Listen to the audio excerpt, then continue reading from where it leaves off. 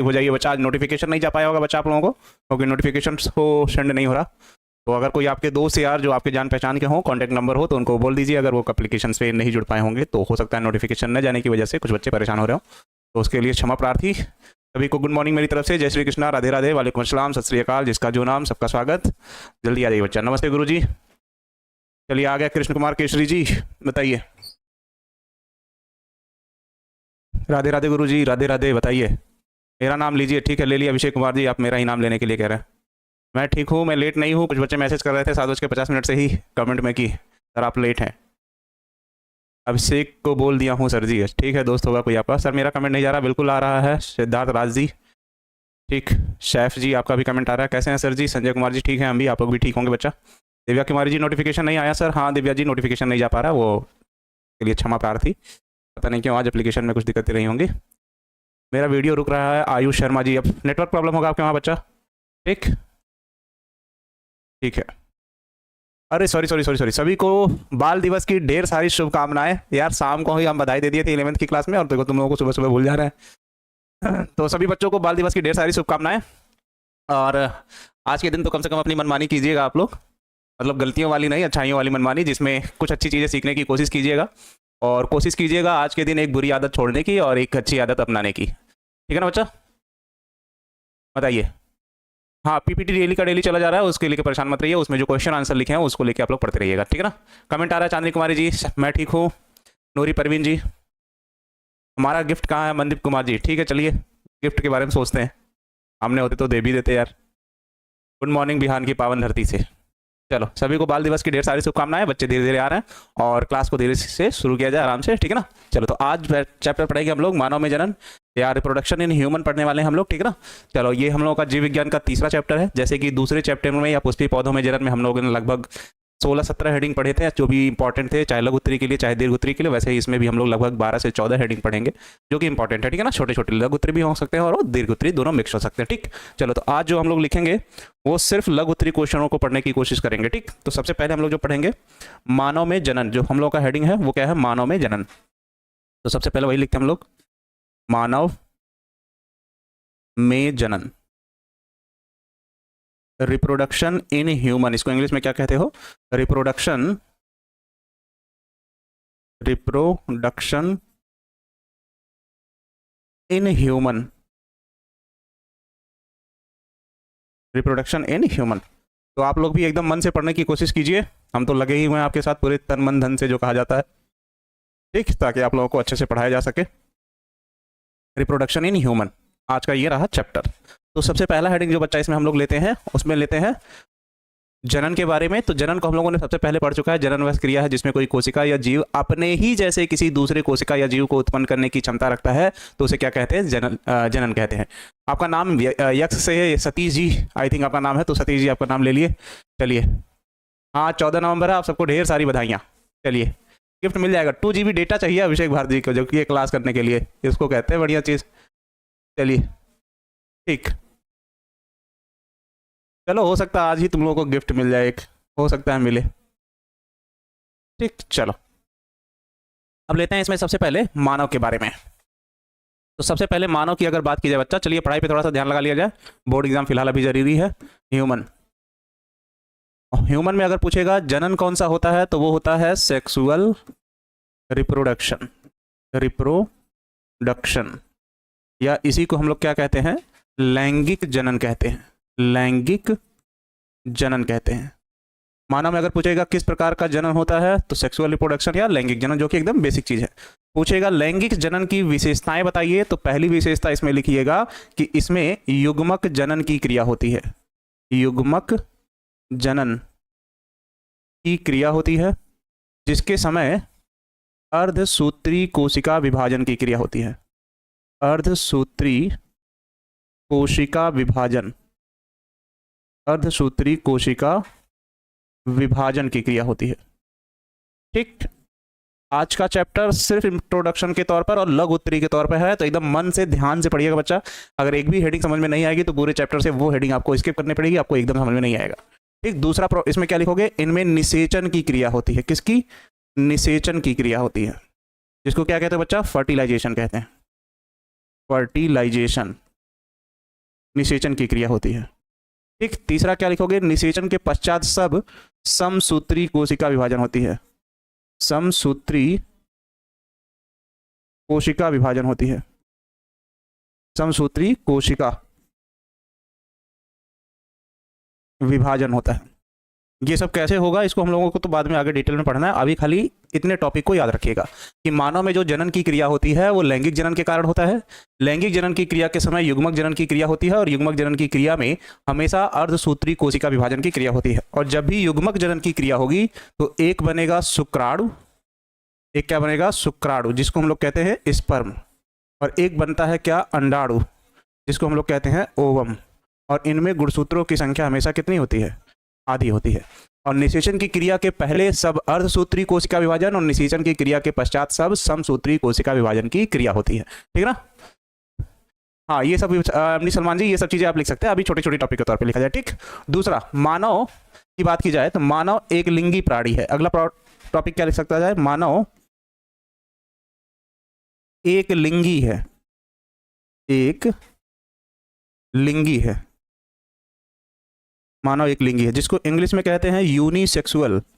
Unisexual, जिसके कारण इसमें लैंगिक द्विरूपता देखी जाती है। क्या देखी जाती है, लैंगिक द्विरूपता, लैंगिक द्विरूपता देखी जाती है। तो एक नंबर में, दो नंबर में यह भी पूछता है कि लैंगिक द्विरूपता किसे कहते हैं या एक लिंगी जीव किसे कहते हैं। तो ऐसे जीव जिनके नर तथा मादा जनन अंग अलग अलग शरीर में हो, नर तथा मादा जनन अंग, मादा जनन अंग अलग अलग शरीर में हो, जैसे मनुष्य में होता ही है नर और मादा शरीर अलग अलग शरीर में हो, शरीर में हो, तो इसे क्या कहते हो, लैंगिक द्विरूपता कहते हो या एक लिंगी जीव कहते हो। पांचवी प्रॉपर्टीज क्या लिख सकते हो, मानव जो है बच्चा वो क्या है, वीवी पैरस है। वीवी पैरस, या इसी को कहते हो जरायुज। क्या कहते हो, जरायुज, या इसी को कहते हो सजीव प्रजक। सजीव प्रजक, ये हम लोगों ने एक बार डिस्कस कर लिया है, सजीव प्रजक किसे कहते हैं। तो इसमें लिख सकते हो ऐसे जीव जिनके त्वचा पर क्या लिखे थे, त्वचा पर बाल हो, त्वचा पर बाल हो और जो कान हो वो दिखाई दे, दिखाई दे, उन्हें क्या कहते हैं, वीवी पैरस, जरायुज या सजीव प्रजक कहते हैं। और यह जनन की क्रिया में क्या करते हैं, जनन की क्रिया में शिशु को जन्म देते हैं, अंडे नहीं देते, शिशु को जन्म देते हैं। तो इतनी प्रॉपर्टीज हम लोग मानव में जनन से चीजें मानव के प्रति याद रखेंगे बच्चा। ठीक है ना। सर जी पहले वाला नोट्स चला तो गया, सब तो चला गया, ठीक है ना। चलिए, आई एम लेट गुरुजी, कोई बात नहीं बच्चा, आराम से पढ़िए, सीधे सीधे छोटे से टॉपिक है। मानव, मानव के बारे में कितनी प्रॉपर्टीज आप लोग याद रखेंगे, विशेषताएं, कि मानव में जनन की क्रिया लैंगिक जनन के कारण होता है। लैंगिक जनन हम लोगों को पढ़ना भी है। लैंगिक जनन की क्रिया से युग्मक जनन की क्रिया होती है, जिसमें शुक्राणु तथा अंडाणु बनते हैं। और जब भी शुक्राणु तथा अंडाणु बनेंगे और बनते समय कौन सा विभाजन होगा, अर्धसूत्री कोशिका विभाजन होगा, इस बात का ध्यान रखिएगा। दूसरा, जैसे ही शुक्राणु तथा अंडाणु बनेंगे, इनमें कौन सी क्रिया होगी, निषेचन की क्रिया होगी। निषेचन में नर तथा मादा युग्मक आपस में मिलकर क्या बनाते हैं, तो यहाँ बनाते हैं युग्मनज बनाते हैं, युग्मनज बनाते हैं। और युग्मनज हमेशा कैसा होता है, तो वो होता है द्विगुणित, ये भी ध्यान रखिएगा। ठीक। दूसरा, समसूत्री कोशिका विभाजन निषेचन के पश्चात होता है और अर्धसूत्री कोशिका विभाजन निषेचन के पहले होता है।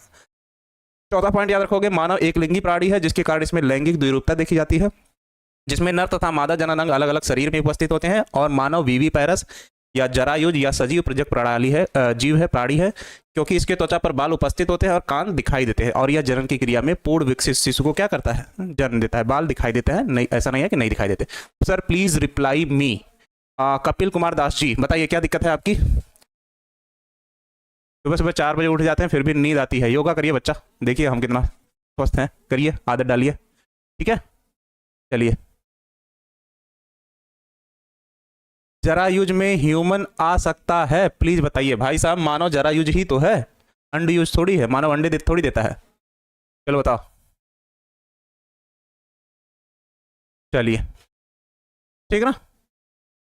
चलो इसको एकदम पॉइंट बाय पॉइंट लिखते रहना, ठीक। दूसरी चीज, जब भी युग्मक जनन की क्रिया होनी होगी, अगला पॉइंट हम लोग लिखें अगर यहाँ पे, जब भी युग्मक जनन की क्रिया होनी होगी, युग्मक जनन की क्रिया में आपने लिखा है बच्चा कि नर तथा मादा युग्मकों का निर्माण होता है। क्या लिखोगे, एक ही समय पर, ये सारे वर्ड का मतलब समझ लो नहीं तो चैप्टर समझ में नहीं आएगा, ठीक है ना, एकदम आराम से पढ़ना। एक ही समय पर, एक ही समय पर नर तथा मादा, नर तथा मादा युग्मकों का निर्माण होता है। नर तथा मादा युग्मकों का निर्माण, निर्माण होता है, निर्माण होता है। युग्मक जनन की क्रिया में नर तथा मादा युग्मकों का क्या होता है, निर्माण होता है। और युग्मक जनन की क्रिया बच्चे कितने चरणों में पूरी होगी, तो युग्मक जनन की क्रिया 2 चरणों में पूरी होती है, ठीक है ना। चलिए हम खुद उठ जाते हैं बच्चा 3-15 तक, ठीक है ना। पहला स्टेप क्या होगा, मान लो शुक्राणु जनन, क्या, शुक्राणु जनन, शुक्राणु जनन। और इसमें इंग्लिश में कहते हैं स्पर्मेटोजेनेसिस कहते हैं।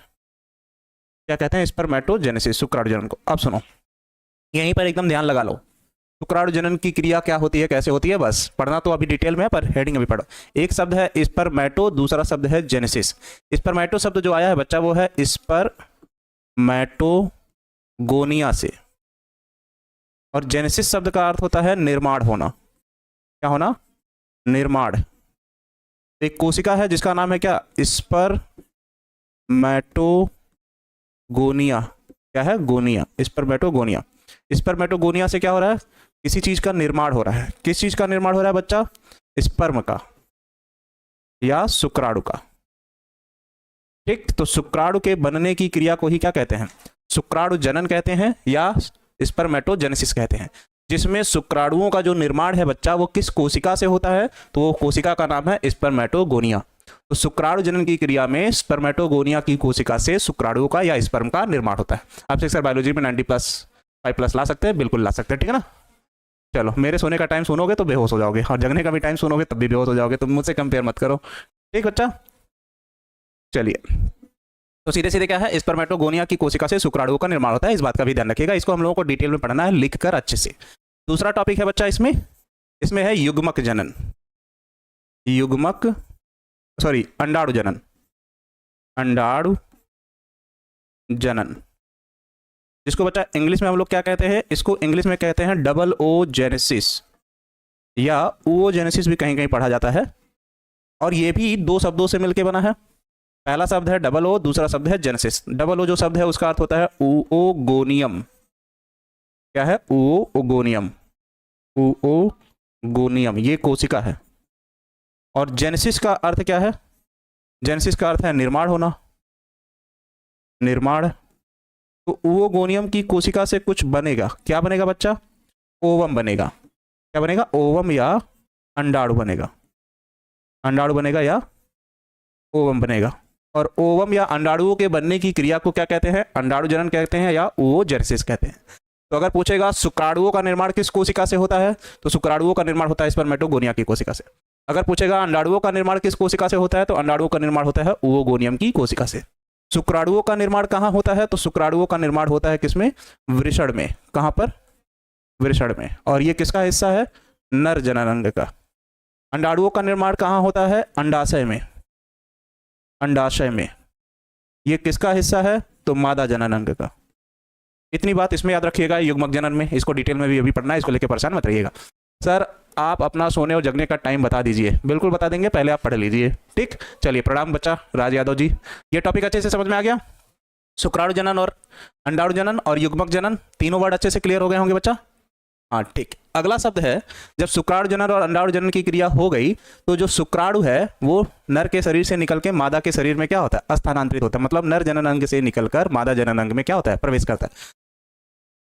पूरा का पूरा टॉप कर सकते हो, ठीक है ना बच्चा। तो अगला हेडिंग जो है उसको कहते हैं हम लोग स्पर्मिएशन।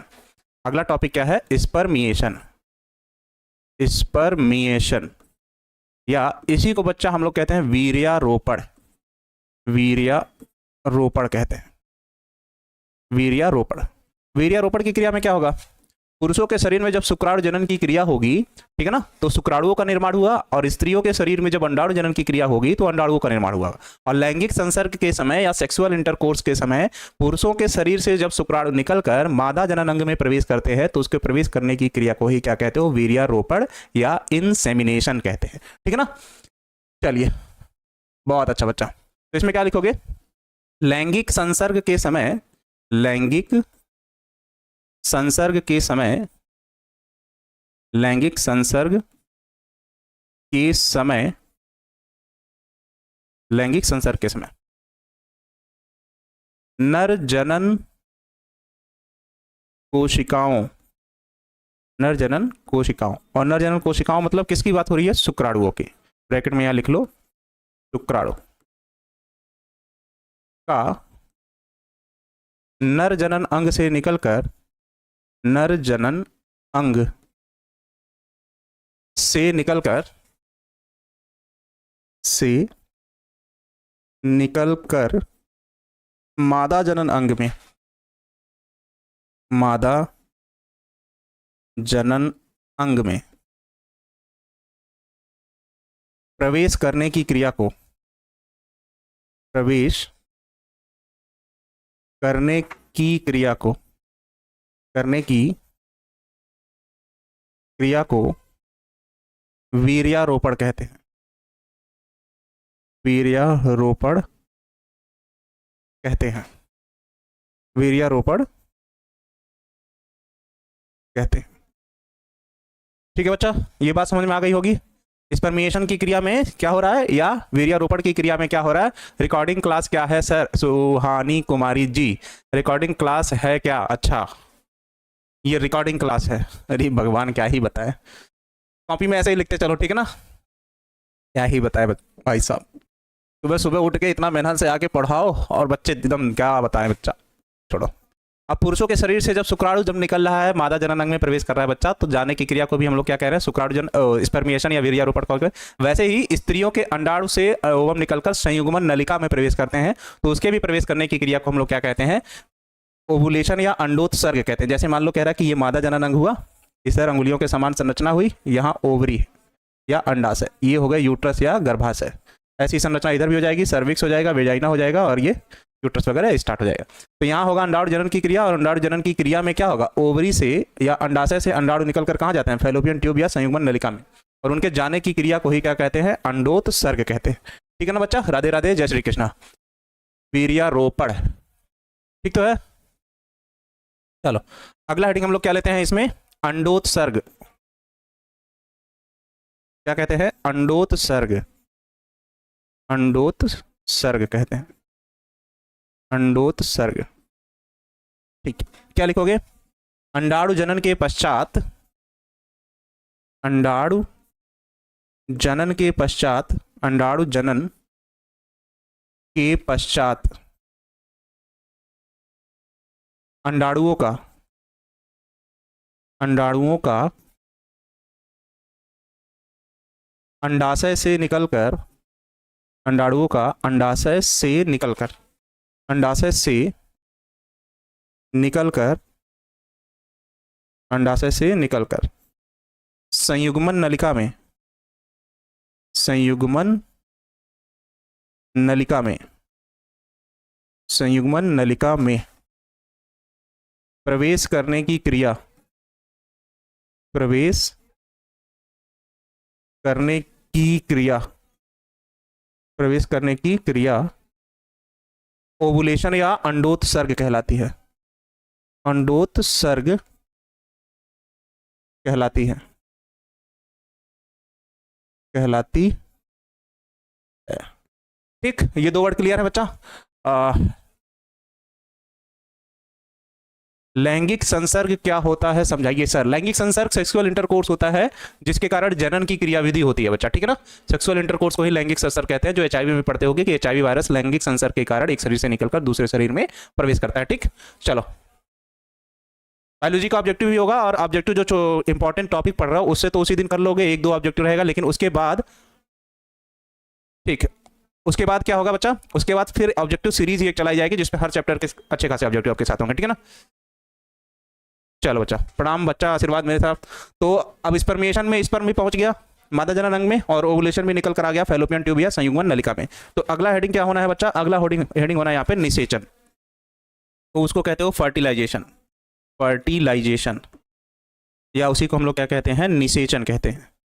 और निषेचन की क्रिया में क्या होगा? निषेचन की क्रिया में नर तथा मादा जनन कोशिकाएं आपस में मिलकर युग्मनज का क्या करती हैं? निर्माण करती हैं। तो इसमें लिखोगे बच्चा क्या? निषेचन की क्रिया में, निषेचन की क्रिया में, निषेचन की क्रिया में नर, सीधे सीधे लिख लो शुक्राणु, चलो शुक्राणु तथा अंडाणु, तथा अंडाणु आपस में मिलकर, आपस में मिलकर, में मिलकर युग्मनज का निर्माण करते हैं।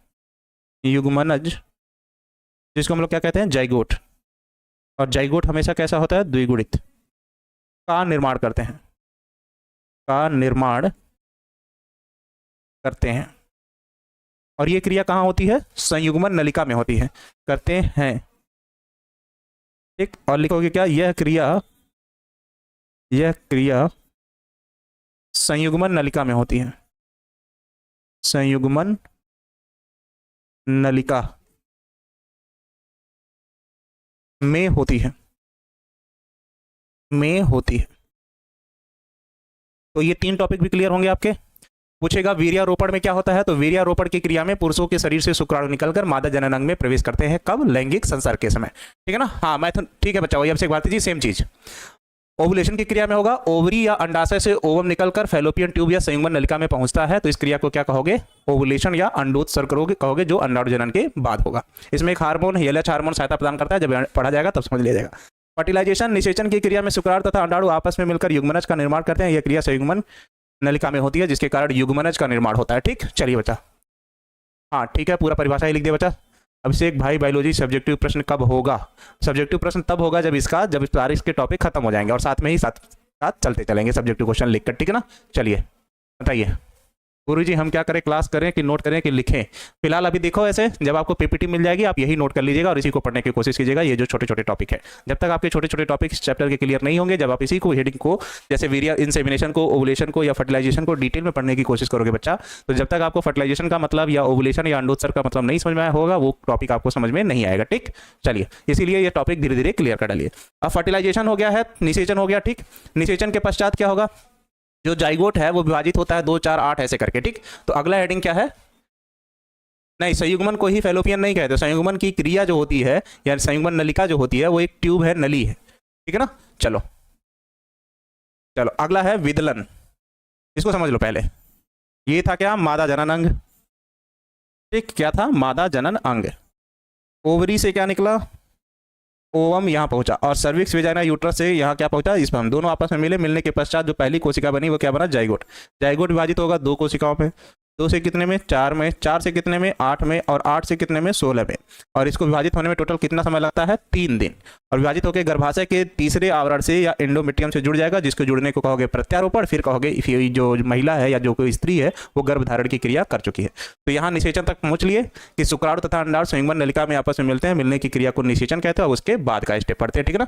उसके बाद वाले हिस्से को हम लोग कहते हैं विदलन कहते हैं, ठीक है ना। क्लीवेज क्या है उसी पे आते हैं बच्चा, उसी को विदलन कहते हैं। CLEAVAGE, CLEAVAGE या इसी को कहते हैं विदलन। जाइगोट का 16 कोशिकाओं में विभाजित होने की क्रिया को ही क्या कहते हैं? विदलन कहते हैं। ठीक, क्या लिखोगे? युग्मनज का, युग्मनज का 16 कोशिकाओं में, पहले 1 बना होगा, 1 से 2, 2 से 4, 4 से 8 और 8 से 16, ठीक है ना। चलिए 16 कोशिकाओं में सब्जेक्टिव क्वेश्चन की सीरीज आएगी, ऑब्जेक्टिव क्वेश्चन की भी सीरीज आएगी बच्चा। पर सब्जेक्टिव क्वेश्चन की सीरीज करने के लिए आप पहले कुछ चैप्टर पढ़ तो लीजिए, उसके बाद करेंगे ना, ठीक है। संयुग्मन नलिका मादा जनन अंग का एक भाग है जिसमें निषेचन की क्रिया होती है। ठीक, 16 कोशिकाओं में विभाजित होने की क्रिया, विभाजित होने की क्रिया, विभाजित होने की क्रिया, की क्रिया विदलन कहलाती है। विदलन कहलाती है, विदलन कहलाती है, जो 2 अवस्थाओं में या 2 चरणों में, 2 चरणों में पूरी होती है। पूरी, 2 चरणों में पूरी होती है, पूरी होती है। पहला है ब्लास्टुला, पहला है मारूला, दूसरा है ब्लास्टुला, दूसरा है ब्लास्टुला। ठीक, अब जब विदलन आएगा डिटेल में तब उसको वहां पे पढ़ लिया जाएगा। अभी सीधे सीधे कहेगा क्लीवेज या विदलन किसे कहोगे, तो निषेचन की क्रिया के पश्चात युग्मनज का क्या 16 कोशिकाओं में विभाजित होने की क्रिया को हम लोग क्या कहते हैं, विदलन कहते हैं। और विदलन की क्रिया में क्या होता है, 2 अवस्थाएं आती हैं, एक मारूला और एक ब्लास्टुला। ठीक, चलो बताओ, युग्मनज में होने वाले विभाजन को ऐसी श्रृंखला जो क्लीवेज या खंडी विभाजन सिमरन कहलाता है, उसे विदलन के फलस्वरूप बनने वाली कोशिकाओं के बोलने को भी कहते हैं। सेम चीज वही लिखो बच्चा, पर आप किताबी ज्ञान लिखो, सही है वो भी, पर कोशिश कीजिए एग्जाम में अपना लैंग्वेज लिखने की। क्या नाम है बच्चा आपका, सलमान, ठीक है ना। हाँ, फैलोपियन नलिका को ही संयुग्मन नलिका कहते हैं। फैलोपियन इंग्लिश है और हिंदी में उसको संयुग्मन नलिका कहते हो। ठीक, और कुछ, ठीक, क्वेश्चन बैंक लेने की जरूरत नहीं पड़ेगी, इतने क्वेश्चन आपके करा दिए जाएंगे, ठीक है ना बच्चा। अच्छा, आप एक भी ऑफलाइन क्लास नहीं जाते हैं, कमेंट नहीं पढ़ रहे हैं। निशा कुमारी जी फिलहाल लिखने पे ध्यान है और आपको समझाने पे ध्यान है। कोई बात नहीं, लेट हो गए तो बच्चा, अभी भी लेट हो रहे हो उतना देरी तक मत करो भाई, ऐसा टाइम से आया करो। कोई बात नहीं, याद करने पे भूल जाता है, वो हमारा दिमाग ऐसे कॉन्शियस में चला जाता है कि चीज़ें भूलती हैं, पर आपको प्रैक्टिस के जरिए उसको याद रखना है, ठीक है ना बच्चा। चलो सर, आधे घंटे में इतना मत पढ़ा दीजिए, अरे बाप रे। अब विभाजन हो गया, अब आता है प्रत्यारोपण। अगला हेडिंग क्या होगा, इम्प्लांटेशन। अभी सारे हेडिंग को एक जगह हम जोड़ के आपको बता देंगे। इम्प्लांटेशन, या इसी को कहोगे क्या, प्रत्यारोपण, प्रत्यारोपण कहोगे। इस क्रिया में क्या होगा, ये जो 16 कोशिकाओं में विभाजित हुआ है, यह 16 कोशिकाओं वाली अवस्था मादा जनन अंग में जो गर्भाशय है, गर्भाशय के अंदर आवरण जिसको कहते हैं इंडोमेट्रियम, उससे जाकर जुड़ जाता है। और जुड़ने की क्रिया को ही क्या कहते हो, प्रत्यारोपण। इग्नोर मत कीजिए श्वेता पटेल जी, कहाँ इग्नोर करेंगे भाई, तुम लोग यार इल्जाम मत लगाया करो। ऐसे बना, यहाँ युग्मनज पहली कोशिका बनी, फिर 2 कोशिकाएं बनी होंगी, 4 बना होगा, 8 बना होगा, 16 बना होगा, और यही गर्भाशय के अंदर वाले आवरण से जाकर जुड़ जाएगा। तो जुड़ने की क्रिया को क्या कहते हो, प्रत्यारोपण। जैसे ही ये कोशिका गर्भाशय के एंडोमेट्रियम या अंतः आवरण से जुड़ती है, वैसे ही बोलोगे कि अब कोई फीमेल प्रेगनेंसी या गर्भधारण से क्या हो गई है, बच गई है, गर्भधारण हो गई है। और कह रहा है इसके गर्भधारण में कितना समय लगता है, तो 3 दिन का समय लगता है। इसलिए टीवी पर एक ऐड आता है बच्चा, अनवांटेड 72 नामक औषधि का। तो अनवांटेड 72 जो लिखा है आगे, 72 हावर या मतलब 72 घंटे, और 72 घंटे मतलब 3 दिन। तो अगर उस 3 दिन के अंदर उस दवा का यूज किया जाए, तीसरे चैप्टर में आप पढ़ेंगे, तो वो गर्भधारण से आपको क्या करता है, बचा लेता है, ठीक है ना। चलो जी गुरु जी, चलो तो इसमें क्या लिखोगे, 16 कोशिकाओं की अवस्था को, 16 कोशिकाओं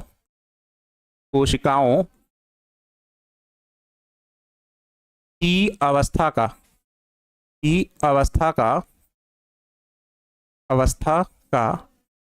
गर्भाशय के अंतः आवरण, गर्भाशय के अंतः आवरण, जिसको हम लोग क्या कहते हैं, इंडोमेट्रियम।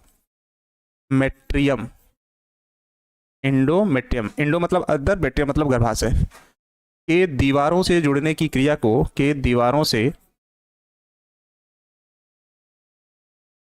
जुड़ने की क्रिया को, के दीवारों से जुड़ने की क्रिया को, जुड़ने की क्रिया को प्रत्यारोपण कहते हैं, प्रत्यारोपण कहते हैं, प्रत्यारोपण कहते हैं।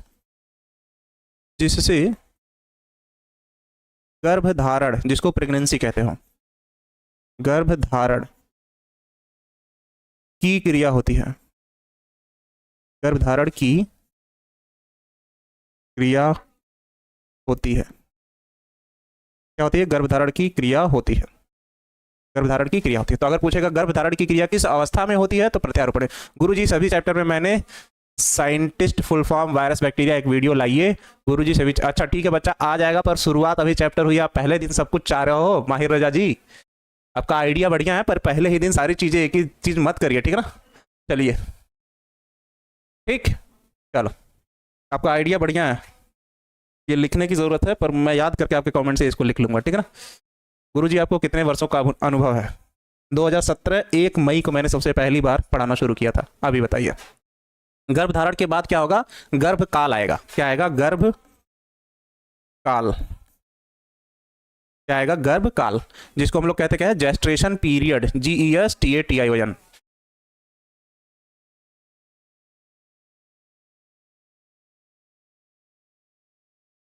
ठीक है ना।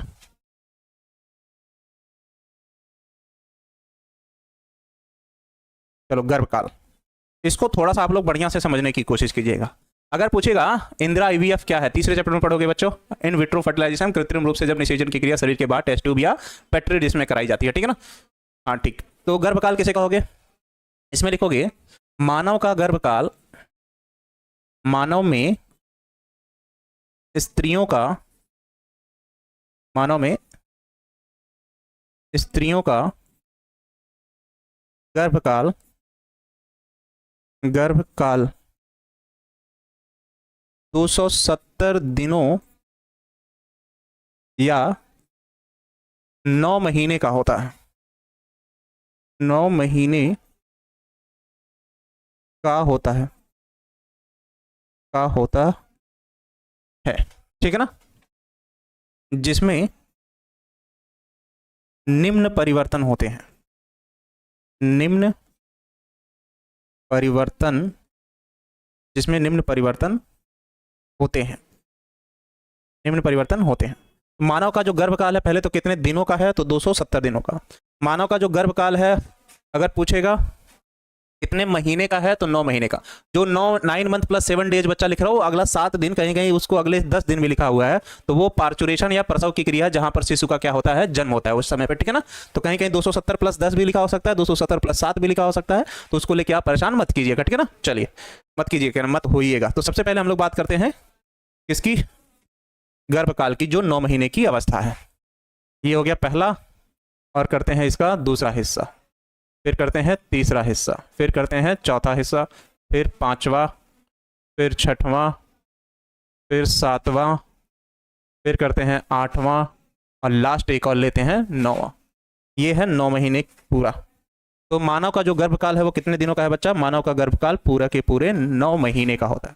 पहला, दूसरा, तीसरा, चौथा, पांचवा, छठवां, सातवां, आठवां और 9वां। और जैसे ही ये पूरा होगा उसके बाद होगा क्या, नवजात शिशु का जन्म। हम यहाँ पर इसको लिख इसलिए रहे हैं क्योंकि कुछ चीजों को आपको समझाना है। पूछेगा मानव के गर्भकाल में कितने तिमाही, ह्यूमन कोरियोनिक गोनेडोट्रोपिक हार्मोन होता है बच्चा, वो जब आएगा हार्मोन वाला तब पढ़ लिया जाएगा, ठीक है ना। एससीजी को कहते हैं, स्वीटी कुमारी जी। तो मानव के गर्भकाल में कुल 3 तिमाही होता है।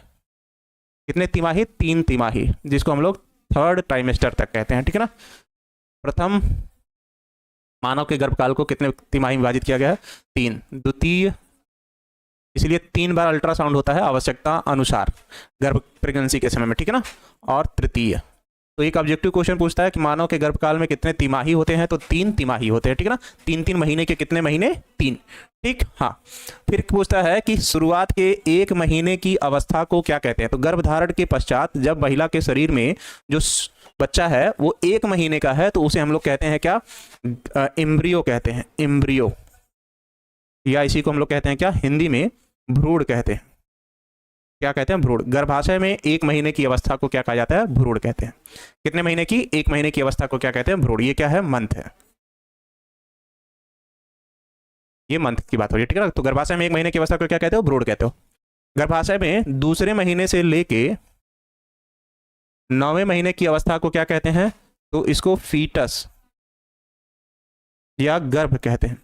तो अगर कहीं पर लिखा हुआ है किसी स्त्री ने गर्भ धारण किया है, मतलब उसको प्रेगनेंसी के 1 महीने हो चुके हैं, वो दूसरे महीने में प्रवेश कर गई है। अगर कहीं पर लिखा है किसी स्त्री ने भ्रूण धारण किया है, तो इसका मतलब ये है कि अब अभी उस स्त्री को प्रेग्नेंट हुए या प्रेगनेंसी कैरी किए हुए सिर्फ 1 महीना हुआ है, ठीक। बात समझ में आ गई। सर इग्नोर कर दिया, समीर सहानी जी क्या इग्नोर कर दिया भाई। तो किसी स्त्री को अगर गर्भ धारण किए हुए 1 महीना हुआ होगा तो उसके शरीर में क्या बना होगा, भ्रूण। किसी स्त्री को गर्भ धारण किए हुए 1 महीना से अधिक समय हो गया होगा, 9 महीने तक की अवस्था को क्या कहोगे, फीटस और गर्भ। और जैसे ही यह पूरा होगा तो इसमें एक क्रिया होगी जिसे कहोगे क्या, प्रसव कहोगे। और प्रसव के में क्या होता है, शिशु का जन्म होता है। तो प्रसव की क्रिया के पश्चात जो बेबी पैदा होता है उसे कहते हैं नवजात शिशु। क्या कहते हो, नवजात शिशु। क्या कहते हैं, नवजात शिशु। और कब तक इसको नवजात शिशु कहा जाता है, जन्म के 2 महीने तक। क्या कहते हैं, 2 मंथ तक। क्या लिखोगे, 2 मंथ। तो अगर कहीं लिखा हो किसी नवजात शिशु की मृत्यु हो गई या नवजात शिशु बीमार हो गया या कुछ भी लिखा हो, मतलब वर्ड आगे नवजात लिखा हो, तो मतलब उसको पैदा हुए लगभग 2 महीने हुए हैं, 2 महीने से बड़ा नहीं है, वो छोटा ही है। तो जन्म के 2 महीने तक की अवस्था को क्या कहोगे? नवजात शिशु।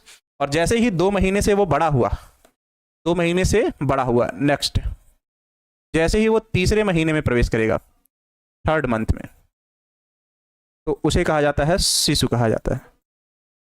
क्या कहोगे? शिशु या बेबी। तो ये सारे वर्ड क्लियर रखिएगा आप लोग। भ्रूण कितने महीने की अवस्था है? 1 महीने की अवस्था है। गर्भ कितने महीने की अवस्था है? 9 महीने की अवस्था है, जो कब शुरू होती है? दूसरे महीने से। कब खत्म होती है? 9वें महीने पे। फिर पूछेगा नवजात शिशु किसे कहते हो? जन्म के पश्चात 2 महीने तक की अवस्था को नवजात शिशु कहते हो। शिशु किसे कहते हो? जन्म के पश्चात 2 महीने के बाद की अवस्था को शिशु कहते हैं। बात समझ में आ गई? सर हम सिर्फ टारगेट बोर्ड से पढ़ते हैं। अच्छी बात है प्रिंस कुशवाहा जी, ठीक है ना। 10वें महीने में कभी कभी प्रवेश कर जाता है तो लेटर प्रेगनेंसी उसको कहते हैं, उससे कोई दिक्कत नहीं होगा, ठीक है ना। बच्चे के शरीर में क्या परिवर्तन होता है वो बता देंगे कि पहले महीने में हार्ट बनता है, दूसरे महीने में लिम्स और डिजिट्स हाथ और पैर बनते हैं, तीसरे महीने में शरीर के सभी अंग बनकर तैयार हो जाते हैं, चौथे महीने को एब्सेंट मंथ कहते हैं जिसमें कुछ बनता नहीं है, पिछले 3 महीने में जो बना होगा वही विकसित होता है। 5वें महीने में लिम्स मूवमेंट, मतलब वो हाथ पैर चलाने की क्रिया करेगा, मम्मी को आभास होगा कि वो हिल डुल है।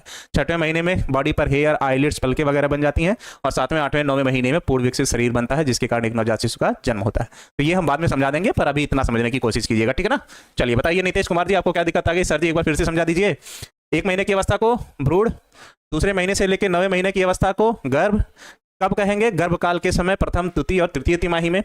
जैसे ही प्रसव के दौरान पैदा होगा तो उसे क्या कहोगे? नवजात शिशु, और 2 महीने तक कहोगे, और जैसे ही अगला महीना, तीसरा महीना लगेगा, उसे हम लोग कहेंगे शिशु। तो ये है गर्भकाल का पूरा समय, ठीक है ना। भ्रूण के बनने की क्रिया को क्या कहते हो? भ्रूण के बनने की क्रिया कहते हैं एम्ब्रियोजेनेसिस। एम्ब्रियो का मतलब भ्रूण, जेनेसिस का मतलब निर्माण होना, तो इसी को हम लोग कहते हैं भ्रूण निर्माण। तो भ्रूण निर्माण ऑप्शन में नहीं देता है, एम्ब्रियोजेनेसिस लिखा रहता है। तो भ्रूण के बनने की क्रिया को क्या कहते हैं? एम्ब्रियोजेनेसिस। और गर्भ के बनने की क्रिया को गर्भकाल कहते हो या जेस्टेशन पीरियड कहते हो, पूरा लिखे थे हेडिंग में, ठीक है ना। हाँ वो भी लिख सकते हो अंकित सिंह जी, बात सही है। आरोपण को ही इम्प्लांटेशन या प्रत्यारोपण कहोगे, जो थोड़ी देर पहले यहाँ लिखे थे। कहाँ है, कहाँ गया ये वाला, ठीक है ना। चलो चलिए बच्चा, बात समझ में आ गई? बताओ यहां तक अगर क्लियर हो तो बताओ। लिखना है, बिल्कुल लिखना है, बाद में लिख लीजिएगा, अभी समझ लीजिए बच्चा, ठीक है ना। चलिए, एग्जाम में ये भी फिगर बना सकते हैं, बिल्कुल बना सकते हो, क्या दिक्कत है? कोई दिक्कत नहीं है। चलो आगे आए, बढ़े, अब आगे बढ़ा जाए। गर्भकाल पूरा हो गया तो प्रसव होगा, मतलब शिशु का जन्म होगा। तो अगला हेडिंग लेते हैं क्या? प्रसव। क्या लेते हैं? प्रसव। प्रसव, या इसको हम लोग कहते हैं पार्चुरेशन। पार्चुरेशन में क्या होगा? गर्भकाल के पूरा होने के पश्चात गर्भाशय की दीवारों में तेजी से फैलने और सिकुड़ने की क्रिया होती है, जो ऑक्सीटोसिन हार्मोन के कारण होता है, जिसके कारण एक नवजात शिशु का क्या होता है? जन्म होता है। सर मेरा नाम लड्डू कुमार राज है। वाह जी लड्डू जी। तो क्या लिखोगे? गर्भकाल के पूरा होने के पश्चात, गर्भकाल के पूरा होने के पश्चात, पूरा होने के बाद, पश्चात भी लिख सकते हो, के बाद प्रसव की क्रिया होती है। प्रसव की क्रिया होती है, क्रिया होती है, जिसमें जिसमें ऑक्सीटोसिन, जिसमें ऑक्सीटोसिन, जिसमें ऑक्सीटोसिन हार्मोन सहायता प्रदान करता है। हार्मोन सहायता प्रदान करता है, सहायता प्रदान करता है। ऑक्सीटोसिन हार्मोन क्या करता है? सहायता प्रदान करता है, जिसके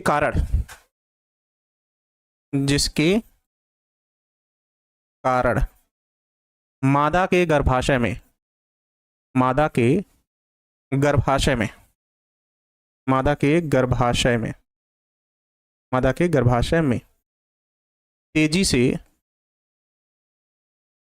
संकुचन व प्रंकुचन, संकुचन व प्रंकुचन मतलब फैलने व सिकुड़ने, संकुचन व प्रंकुचन, संकुचन व प्रंकुचन की क्रिया होती है,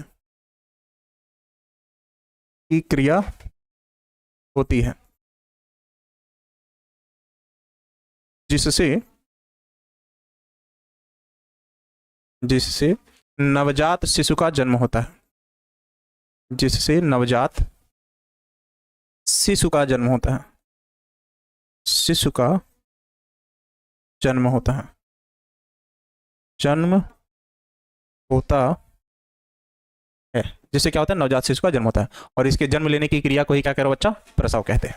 यहाँ तक तो अच्छे से समझ में आ गया होगा। तो अगर पूछेगा प्रसव का मतलब बच्चे का जन्म लेना, जन्म देना नहीं, जन्म लेना, ठीक है ना। प्रसव गर्भावस्था को परिणित है, ये दौरान बच्चा महिला के गर्भाशय से अंदर बढ़ता है और प्रसव को भी कहलाता है। ठीक है, चलो बच्चा लिखा है, पर किताबी ज्ञान लिखने की कोशिश मत करो सलमान जी, ठीक है ना बच्चा। अपने लैंग्वेज में क्वेश्चन आंसर लिखने की कोशिश कीजिएगा। निषेचन के कितने दिनों बाद कंडुकन पूर्ण हो जाता है, 72 घंटे में। चलो बताओ। हाँ, अब जैसे ही क्या होगा, delivery of baby card parturition, सही है सलोनी जी। प्रसव के बाद क्या होगा, अब लैक्टेशन, क्या होगा, लैक्टेशन, या इसी को कहोगे स्तनपान। स्तनपान में क्या होगा, शिशु के जन्म के पश्चात या प्रसव के पश्चात मां शिशु को दूध पिलाने की क्रिया करती है, जिसे क्या कहते हो, लैक्टेशन कहते हैं। नहीं भाई मेरी शादी नहीं हुई है, ठीक है ना। क्या लिखोगे, प्रसव की क्रिया के पश्चात, प्रसव की क्रिया के पश्चात, क्रिया के पश्चात मां शिशु को, मां नवजात शिशु को, सॉरी नवजात शिशु को, नवजात शिशु को दूध पिलाने की क्रिया करते हैं, दूध पिलाने की, दूध पिलाने की क्रिया करती हैं, की क्रिया करती हैं। यह क्रिया स्तनपान कहलाती है, या लैक्टेशन भी लिख सकते हो, स्तनपान कहलाती है। और इसके अलावा बच्चे हम लोगों को 2 हेडिंग और पढ़ना है, एक हेडिंग पढ़ना है मेंस्ट्रुअल साइकिल, या इसी को हम लोग कहते हैं क्या, मासिक धर्म, स्त्रियों में होता है मासिक धर्म, ठीक बच्चा।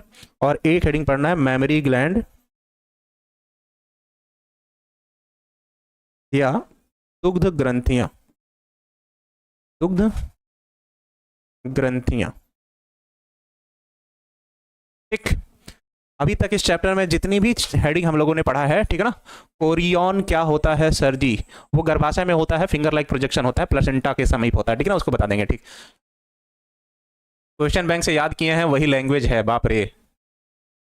रटंत विद्या घटंत ज्ञानम, लिखंत विद्या याद रहनम, ठीक है ना। नॉर्मल बच्चा कितने दिनों तक स्तनपान करता है, मिनिमम 6 महीने तो गवर्नमेंट कहती है, गवर्नमेंट कह रहे हैं, WHO तो कहता है, ठीक है ना। चलो बताइए सर, शुक्राणु सिर वाला भाग में क्रोसोम होता है, बिल्कुल पाया जाता है, जिससे क्रोसिन नामक एंजाइम साबित होता है, जो निषेचन में सहायता प्रदान करता है। सब आता है, ठीक है ना, सब पढ़ने जाएगा। हाँ चलो बच्चा, मंजीत कुमार जी, सारे टॉपिक क्लियर हैं, सारे टॉपिक क्लियर हैं, बताओ बताओ, सारे टॉपिक क्लियर हैं, ठीक है बच्चा, कोई बात नहीं। चलिए सारे टॉपिक क्लियर होंगे बच्चा। तो सबसे पहले एक बार हम लोग रिवाइज कर लेते हैं कितना पढ़े हैं।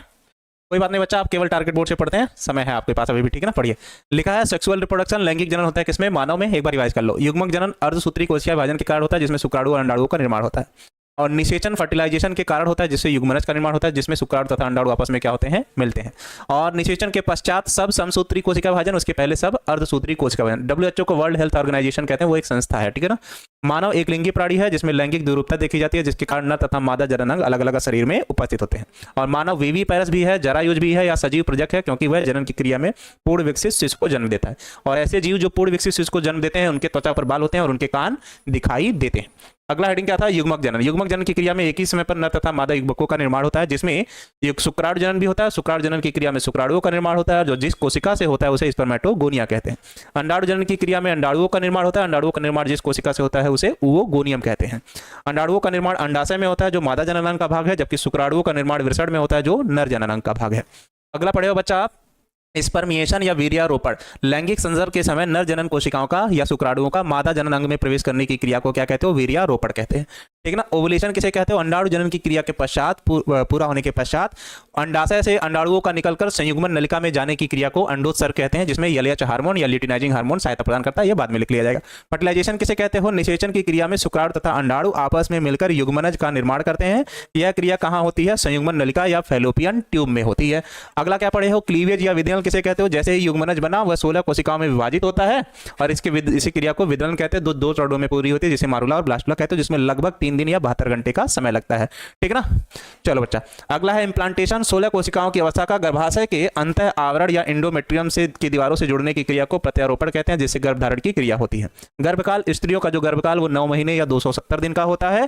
ठीक है ना, जिसमें 3 तिमाही पाए जाते हैं। ठीक है ना, जिसको निम्न परिवर्तन होते हैं। 1 महीने तक भ्रूण, 8वें महीने से लेकर 9वें महीने तक गर्भ, पैदा होते ही नवजात शिशु, 2 महीने के बाद उसे शिशु कहते हैं। भ्रूण के बनने की क्रिया को भ्रूण निर्माण कहते हो। गर्भ के बनने की क्रिया को गर्भकाल कहते हो या गेस्टेशन पीरियड कहते हैं।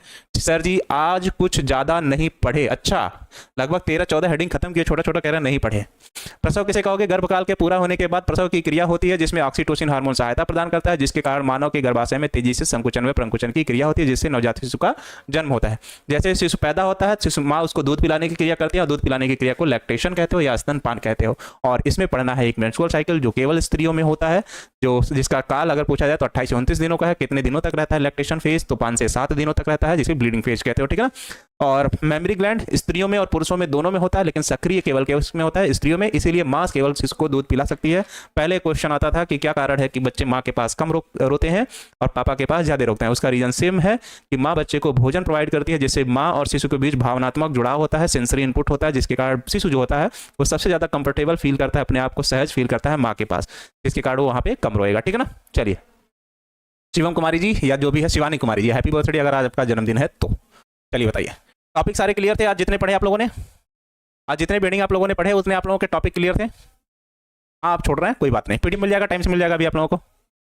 चलिए बताइए, क्लास कैसी लगी? सबसे पहले कमेंट में लिखो।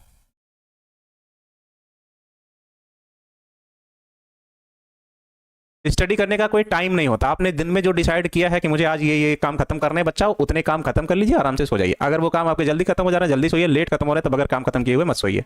Thank you sir, thank you sir. 2-2:30 बजे बच्चा। ऑक्सीटोसिन एक हार्मोन है जिसे जन्म हार्मोन या जन्म नियंत्रण हार्मोन कहते हो, बर्थ हार्मोन भी कहते हो। ठीक है ना। चलो, अच्छा लगा sir, okay bye sir, super था। यस सर, 101% समझ में आया। सलमान जी, एमडी सलमान जी। चलिए, और कुछ बच्चा? बहुत अच्छा था सर। ठीक है, हमारे बारात में आइएगा, शादी होगी तो स्वागत है। ठीक, चलो कल मिलते हैं इसी टाइम पे, तब तक के लिए दिन भर मुस्कुराते रहिए। जय हिंद, बाय, ख्याल रखिए अपना और पढ़ाई कीजिए। Bye bye.